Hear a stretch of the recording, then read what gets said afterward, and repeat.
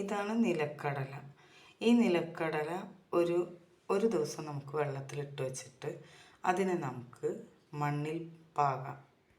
അത് മണ്ണിൽ കുഴിച്ചിട്ടപ്പോൾ ഇതാ ഇതുപോലെ ആയിട്ടുണ്ട്. ഇതുപോലെ തെയ്യായി. ഇതാ ഇത് പുതിനയാണ്.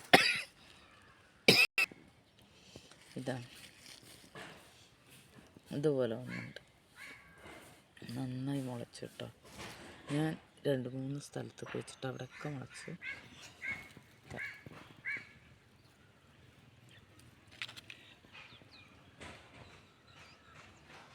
ഇത് വേറെ തരം കടലയാണ്, നിലക്കടലയല്ല. നമ്മൾ പുട്ടും കടലയൊക്കെ ഉണ്ടാക്കുമ്പോൾ ഉണ്ടാക്കുന്ന ബംഗാൾ ഗ്രാമില്ലേ, അതാണിത്. ഏത് സീഡ് നമുക്ക് ഉണ്ടാക്കാൻ പറ്റുമെന്നുള്ളത് എനിക്കിപ്പോൾ വളരെ ക്ലിയറായി മനസ്സിലായി. ഞാൻ ഉണ്ടാക്കുന്നു. ഇതെൻ്റെ മല്ലിയിലയാണ്. ഇങ്ങനെ മുളച്ച് വന്ന് കുറച്ചായപ്പോൾ ഞാനതിനെ കട്ട് ചെയ്തു.